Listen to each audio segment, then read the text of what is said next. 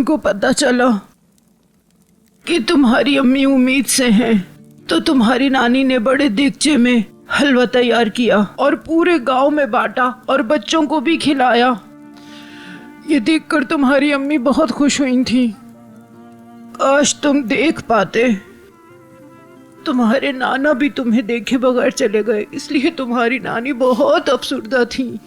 और रागिब साहब, नाना जान, मेरे नाना जान कैसे थे?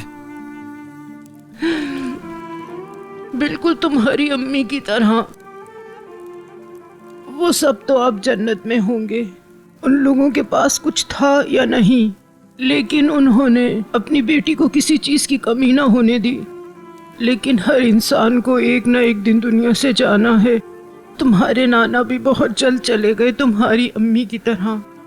जब तुम्हारे नाना बीमार होते तो घर को तुम्हारी नानी ही संभालती थी। स्कूल छोड़ दिया था क्या?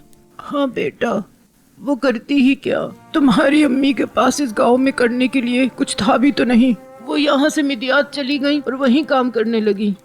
उसने अपने अम्मी अब्बू दोनों को अपने पास बुलाना था, लेकिन उसकी शादी हो गई।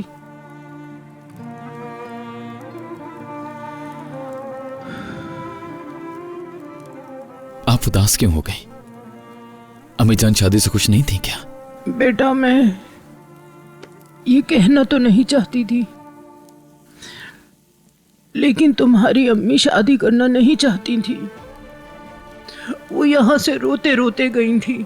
तुम्हारी नानी भी ये सब नहीं होने देना चाहती थी, लेकिन असलान बे खानदान बहुत ताकतवर था और अमीर भी।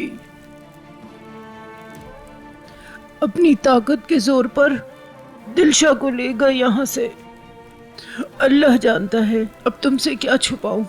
तुम्हारी अम्मी चाहती ही नहीं थी कि उनकी शादी हो वहां।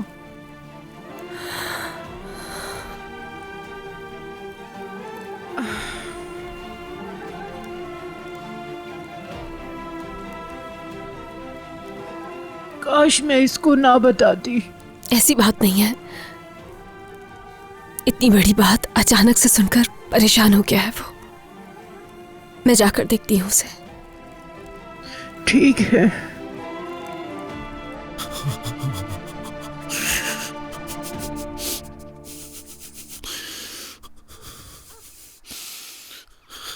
रेहान, मेरी अम्मी क्यों चाहेंगी कि मेरे बाबा से उनकी शादी ना हो? या तो ये औरत कुछ गलत कह रही है, या हो सकता है इसको गलत पता हो, या कुछ भी गलती हो सकती। ठीक है, मास्टर जबरान ने झूठ बोला होगा, उसे डरा दिया गया होगा। मगर मेरी अम्मी और पापा एक दूसरे से बहुत प्यार करते थे। ये सच नहीं हो सकता। मैं अल्लाह से डरती हूँ बेटा। मैं झूठ नहीं बोल रही। मैं परेशान इसलिए हूँ कि तुम्हें बताया क्यों। लेकिन बेटा, तुम्हें ये सब बताना जरूरी था क्योंकि तुम उसकी औलाद हो। तुम्हारी नानी आते जाते लोगों से सुनती थी, असलान बे खानदान तुम्हारी अम्मी पे बहुत जुल्म करता है। और जब तुम्हारी नानी तुम्हारी अम्मी की मौत के बाद तुम्हें लेने के लिए उनके घर गई, यानी असलान बे खानदान के घर गई।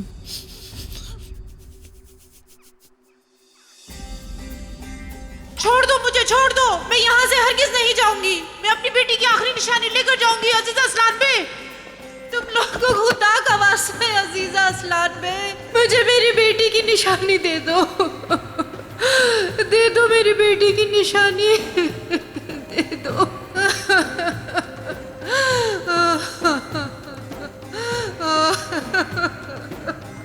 मैंने तुम्हें पहले भी 1000 बार समझाया है कि यहाँ हरगिज मत आना।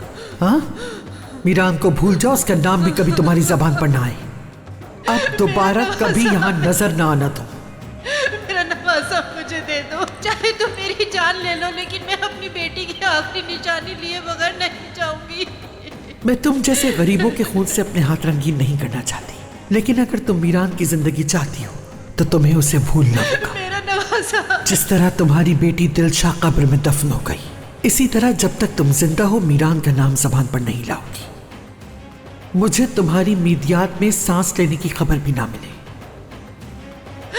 मीरान। दे दो मेरा नवासा, दे दो मेरा नवासा। और उसके बाद फिर कभी भी वो अपने घर से बाहर नहीं निकली, कभी कुछ नहीं कहा और ना ही कुछ पूछा। तुम्हारी नानी इसी वजह से बेटा असलान बे खानदान से बहुत डर गई थी। खामोश खामोश हो जाएं आप, प्लीज खामोश हो जाएं। नहीं सुनना मुझे, झूठ बोल रही है आप, सब कुछ झूठ है ये। खिजर शाहदुल्ला ने कहा ऐसा, खिजर शाहदुल्ला ने कहा झूठ बोलने के लिए, जानता हूँ मैं। खिजर शाहदुल्ला इसके पीछे, जानता हूँ मैं। खामोश हो जा, बस बस बहुत हो गया। मैं मार दूंगा, मैं जान ले लूंगा उसकी, नहीं छोड़ूंगा मैं उसे। मेरी माँ के बारे में एक लफ्ज और नहीं कह सकेगा, मैं उसकी जान ले लूंगा। मैं आपको बता रहा हूँ, मैं जाते उसकी जान ले लूंगा, बस बहुत हो चुका। मैं खिजर की जान ले लूंगा। अगर ये सब कुछ झूठ है तो बताओ तुम यहाँ क्या लेने आए हो? तुम्हें यहाँ भेजा किसने है? अगर तुम आ ही गए हो तो आज के बाद कभी भी इस घर को खाली मत छोड़ना। ये तुम्हारी अम्मी का गांव है, तुम्हारी अपनी जगह है। इस घर में तुम्हारी अम्मी की खुशबू बसी हुई है। अगर कभी तुम्हारा सच का सामना करने का दिल करे और किसी की बात सुनने का दिल करे तो यहाँ आ जाया करना। इस घर से, अपनी अम्मी के गांव से शुरू करना, तुम्हें जरूर रास्ता मिलेगा।